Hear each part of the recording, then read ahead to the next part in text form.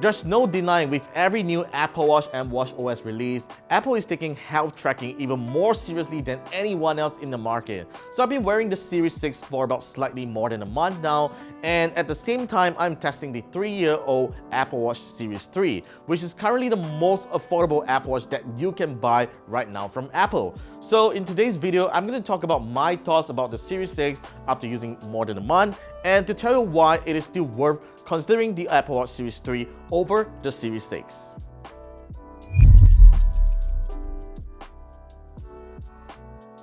There's no way to tell any visual differences of the Series 6 from its predecessors unless you notice the new sensors at the bottom that now measures your blood oxygen.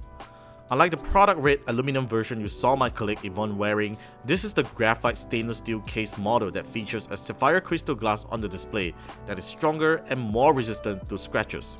Which is why regardless of several accidental bumps onto walls and tables, I have not detected a single dent on my unit. It justifies the additional premium over the aluminum model. The Series 6 has some under-the-hood improvements that I think people hailing from the Series 5 or older will appreciate. The first being the Apple S6 SiP, which Apple claims to be 20% faster than the S5. Always on display is now brighter at up to 500 nits. A new U1 ultra-wideband chip which could potentially make connections to future Apple devices more seamless, and support for 5 GHz Wi-Fi networks for faster download speeds and lesser connectivity interference. However, the most exciting news to note is that it has improved charging speed over the Series 5, which is extremely useful when I need to quickly charge it when I need to track my sleep and the battery runs low. And yes, I absolutely love the charging reminder an hour before my bedtime. While most of the Series 6 hardware features are readily available and standard on cheaper fitness trackers and smartwatches, one thing that you will not get on them is the amazing software experience. watchOS is still, as of now, the best and most reliable smartwatch operating system that I have ever used. watchOS 7 introduces several new watch faces I really like as well, such as the Chronograph Pro watch face that features a tachymeter, the super cute Memoji watch face, and the artistic Typograph watch face. I love how I can conveniently manage notifications now so that I wouldn't be bombarded with tons of WhatsApp messages all the time. And lastly, sleep tracking is finally a native feature on the operating system level. Although it still doesn't provide the most complete information in the sleep app, it does help in providing more accurate data to third-party apps, which I'm personally using one called AutoSleep. It gives me a really good analysis of my sleep patterns, including heart rate dips and blood oxygen levels. Also, I'm really glad that it goes into a kind of power saving mode when bedtime mode is active. So for one, you wouldn't easily wake the screen as you need to turn the digital crown to do so, and the battery depletes around 5% when tracking my sleep in my 7-hour sleep schedule. Something that isn't possible back on watchOS 6. Hence, I can sometimes get more than a day of battery life, and once again, I just love that faster charging speed. Now that you have realized most of the things I talked about is software, this brings us to the 3-year-old Apple Watch Series 3, which I think is still a worthy consideration if you're thinking to get this for your kids, senior folks, or if you're on a tight budget for an Apple Watch.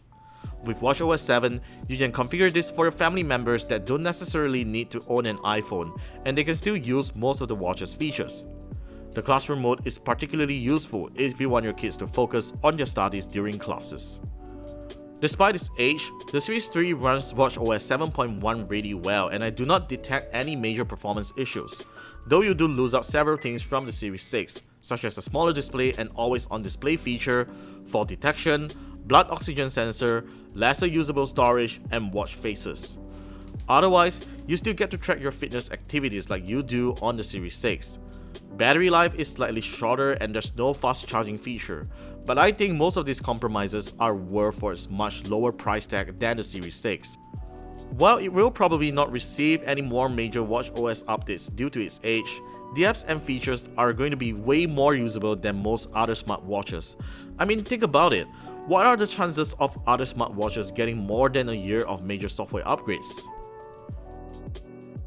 Once again, the Apple Watch Series 6 is the best smartwatch to own if you have an iPhone. But I do have to agree with my colleague Yvonne that the Series 6 is definitely not worth upgrading from the Series 4 and 5 because you're getting a few hardware upgrades such as the SpO2 sensor, the always-on altimeter, the faster charging feature, and finally a brighter always-on display. Not unless you appreciate these features. Otherwise, I really don't see any reason to upgrade to the Series 6 if you already have the 5 or 4. So that's all for my review of the Apple Watch Series 6. Do stay tuned for more tech reviews coming right up on KLGadgetTV. Subscribe to us and be sure to follow us on the usual social media places. I'm Warren with KLGadgetTV and I will see you in our next video.